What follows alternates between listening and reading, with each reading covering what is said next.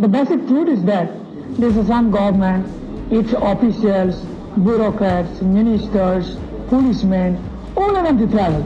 So whatever these economic package or developmental schemes are sorted out or chalked out, this cannot be sincerely implemented in true sense. So this implementation is not possible under this anti-travel government and its bureaucrats. So that is why the solution is the separation, the division of Assam and creation of separate state of Bordland. हालामनि रादाबाव बरायबाय जों बड'फानि बे गोजाम बिबुंथिखौ खोनासंहोनायनि जाहोना जाबाय बड'लेण्डनि सिमाङा माबोरै दासिमबो आरजाथाव आरो साफ्रोमबो बर' सुबुंफोरनिफ्राय गोमखांबाय थायो। बड'फा उपेन्द्रनाथ ब्रह्मनि गोजाम बिबुंथिया बर' सुबुंफोरनि बे लुबैनायखौ फोरमायदों।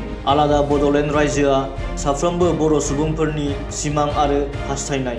बेखौ गोसोआव लाखिनांगौ दि आलादा रायजो बड'लेण्डनि सिमाङा जौगानायजों लोगोसे बर'फोरनि सिनायथि आरो राजखान्थियारि मोनथायनि थाखाय। बे सिमाङा मोगथाङाव जाफुङाब्ला बर'फोरनि बिखायाव माब्लाबाबो आबुं जानाय नङा। बेनिखायनो जों नुनो मोन्दों दि बर' सुबुंफोरा गावसोरनि दाबियाव खनले खनले सिखारबाय थायो। माब्लाबा एबसु, माब्लाबा बनसु, माब्लाबा NLFB, माब्लाबा एक्स भलन्टियार फर्स। बर' हारिया बड'लेण्ड सोमावसारनायखौ फिन जागायफिनसिगोन नामा? बारग' बर' भलन्टियार फर्सनि सोद्रोमाफोरा आलादा रायजो बड'लेण्डनि दाबिखौ लानानै सुबुंखान्थियारि सोमावसारनायखौ मावफुंनो फोसावदों। फै खोनासंनि एक्स भलन्टियार फर्सआ गावसोरनि खौरां मेलाव मा बुंदों। गिबियावनो गोदान बोसोरनि खुलुमग्रोबाय। दिनैहाय जोंनि मावफुं आफादनि मेलमोन बियो। जोङो बिसेसकरि फैगौ फेब्रुवारि दानावहाय दिल्लीयाव थांनानै मेम'रेन्डाम हैनायनि मोनसे लाहार फाहार लादों।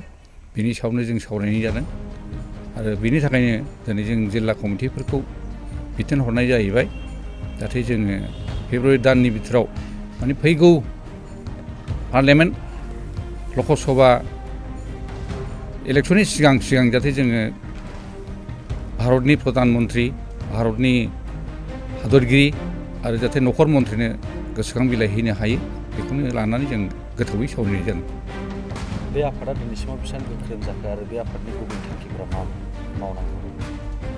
जोंनि गोख्रों बुङोबा बेखौनो होननांगोन जों दिनैसिम 2022 11 सेप्तेम्बरनिफ्राय उजिनानै दिनैहाय जों बोसोरसेनि लेसो बारदों।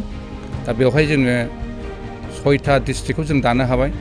जेरैहाय क'क्राझार, चिरां, बाक्सा, तामुलपुर, उदालगुरि आरो कामरुप मेट्र' बे 6टा डिस्ट्रिक्टखौ जों दानो हाबाय।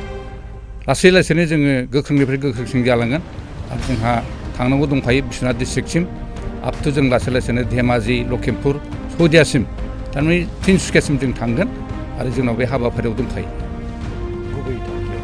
गुबै थांखिया जाहैबाय दिनैसिम जोंहा BSc सुक्ति जाबाय, BTC सुक्ति जाबाय, BTR जाबाय। मोनथामबो सुक्तियाव जोंनिखि बड'लेण्ड आलादा रायजो बड'लेण्ड बिनायनि जोंनि गोबां सोद्रोमाफ्रा दिनै थैलांबाय। सोरबा रान्दि जाबाय, सोरबा जिनाहारि जाबाय आरो दासिमबो जोंनि लोगोफ्रानो बेंगुरा जानानै दङ। जों बेफोरनि जोंनि जेनाखि सिमां बा जोंनि थांखिमोन बे थांखियाव जों सहैनो हायाखै। ओंखायनो असमियाफोरनि बे गाग्लोबनायनिफ्राय जोंनि हारिखौ जेरैबाबो जोङो मुक्ति मोनहोनो थाखाय बा सोबख'नायनिफ्राय बारग'होनो थाखाय जोङो जेरैबाबो बड'लेण्डखौ नांगौ होननानै जों दा नैबे बैसो बाबेनदोंबाबो जों दा आवगायगासिनो दं आरो जुजिलांबाय थागोन। जिउ जोबसान्दि बा जिउ जोबब्लाबो जाहाथे जोंनि बड'लेण्डआ मोगथाङाव जाफुंसारो बेनि थाखायनो जोंनि थांखिया बेवहायनो दाबो दंगासिनो दं। बर'फोरनि गेजेराव मोनथाम सुक्ति जाबाय, बे सुक्तिया थोजासे नङा नामा बर'फोरनि गेजेराव मोनथाम सुक्ति जादोंब्लाबो बे जोंना BSc सुक्ति बेथ' सिमा थिग जादोंमोनब्लाबो जोंनि जेनाखि पावार एन्ड फांसन बेफोर थिग जायाखै। दाना BTC सुक्तियाव जेनेबा BLTजों भारत सरकारजों आसाम सरकारजों जादोंमोन। बेवहायबो जोंनि माखासेया जुदि पार्लामेन्टारि जोङो आयेनखौ मोन्दोंमोनब्लाबो बिसिमबो थिग जायाखै आरो दिनैसिम 6 सिडिउल होनबाय जेनेबा BTC सुक्तियाव। दाना BTR सुक्ति जाखांनायनि उनाव जोंनि 6 सिडिउलनि जेनाखि पावार एन्ड फांसन बेखौबो दिनै सरकारा जेनेबा लानानै थांफिनजोब्बाय 16टा डिपार्टमेन्टखौनो।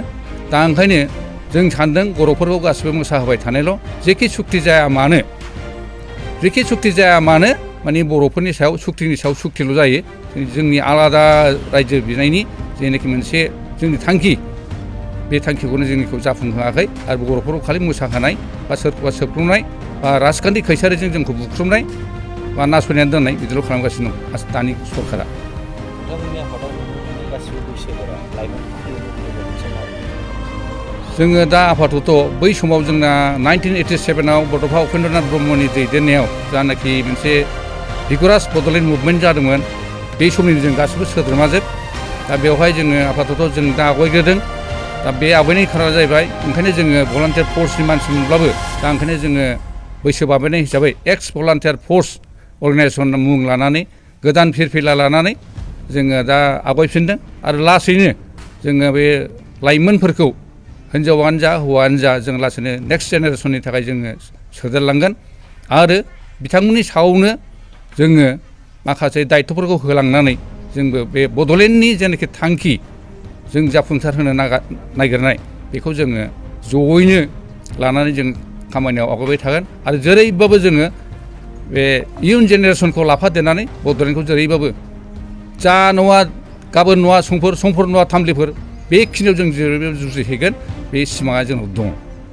नोंथांमोननि अल बड' एक्स भलन्टियार फर्सनि आफादा बबेबा राजनीतिजों लोब्बा दं?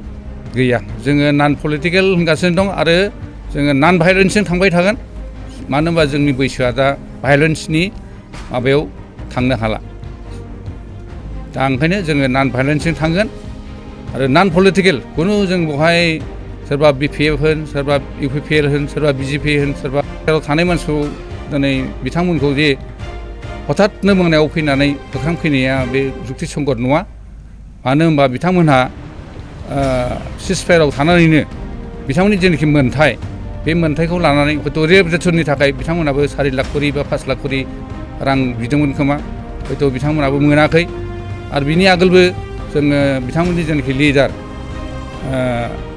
एम बाथा बिथांखौबो दे जेलाव दोनहैबाय बिनि थाखायबो जों दुखु मोनदों दा बिथांमोननि होख्रांजानायाव जोंहाबो जोंनि आफादनिफ्राय अल बड' एक्स भलन्टियार अर्गानाइजेसननिफ्राय जों दुखुखौ फोरमायदों आरो जाहाथे बिथांमोननि सायाव सावरायफिनलायनानै जाहाथे बिथांनि हाबा हुखाया बा रिहेबिलिटेसननि खामानिया जाहाथे जाफुंसारो आं बेखौनो जोंनि आफादनि जानानै आं खावलायो। बिथांमोनाबो NLBआ बर' हारिनि मोनसे आफादखाय सरकाराबो जोंनि बर' हारिनि बिटिआरनि सरकार खुंगासिनो दङखाय दा सरकारखौ बिथां NLB मोननि थाखाय नोंथांमोना मा खावलायनो हास्थायो जेनेबा मा राहा लाजानो लुबैयो? बेखौ जोंहा दिनै BTCनि जेनाखि चिफ बा दिनैहाय जेनाखि BTCआव बुंनो थाङोब्ला गासिबो माने सोद्रोमाफ्रानो EMफ्रानो फ्राय बर'आनो दा बेवहाय जोङो लुबैदों जाहाथे बिथांमोनखौ आं खावलायनो लुबैदों BTCनि दानि गभर्नमेन्टनि चिफ आरो EM बिथांमोनखौ जाहाथे बिथांमोनहा सावरायलायनानै आलाय सिलाय खालामाजासे गावजों गावनो मानो होनबा बै समाव दानि BTCनि चिफआबो एबसुनिनो आफादगिरिमोन बयबो रायजो बिग्रा बिथाङाबो रायजो बिग्राखामोन दा गतिके रायजो बिग्राजों बिग्रा जाहाथे बिदि आलाय सिलाय खालामलाया बेखिनिखौ जोङो दानि BTCनि चिफ बिथांखौ आं खावलायहरो। बे सिमोननिफ्रायनो एसे गुलुं गुजुं जों नुबोदों माने एबसुनि आफादगिरि जोंहा दिपेन बर' बिथां आरो अमर सिं बिथां आरो दावराव देख्रेब नार्जारि बिथांमोनहा जे गावजों गाव एसे खुद्रिलायबाय थाबोदों आं बेखौ दिनै खावलायनो लुबैदों नैबे मिडियानि गेजेरजों जाहाथे बिथांमोनहा नैबे गोदान बोसोर 2024 मायथाइनिफ्राय जाहाथे गावजों गाव बिदि खुद्रिलाया आरो जाहाथे जुक्ति तर्कखौ एरायनानै जाहाथे जों खौसे फैनो हायो बेखौनो आं खावलायदों मानो होनोबा दिनै सरकारा जोंखौ गावजों गाव राजखान्थियारिबो खैसार खालामनानै बेबायदि उल्थां फाल्थां खालामबाय जेरैहाय आरो दिनैहाय जुदि जोंबो मिथिखागौ बिथां अमर सिं ब्रह्मआबो मिथिगौ दावराव देख्रेब नार्जारिआबो मिथिगौ बा बिथां एबसुनि आफादगिरि दिपेन बर' बिथाङाबो मिथिगौ जाहाथे गावजों गाव जों जाहाथे बिदि नांलाय खमलाय जालाया हागौमानि जोङो जाहाथे खौसे खालामलायनानै जों आवगायफिननो हायो आरो बड'लेण्डनि सिमाखौ जों जाहाथे जाफुंसार होनो हायो बेनो आंनि खावलायनाय जोंनि आफादनिफ्राय बेखौनो जों गले गले जों आरो आपडेटनि थाखाय हालामनि रादाबजों थाबाय था।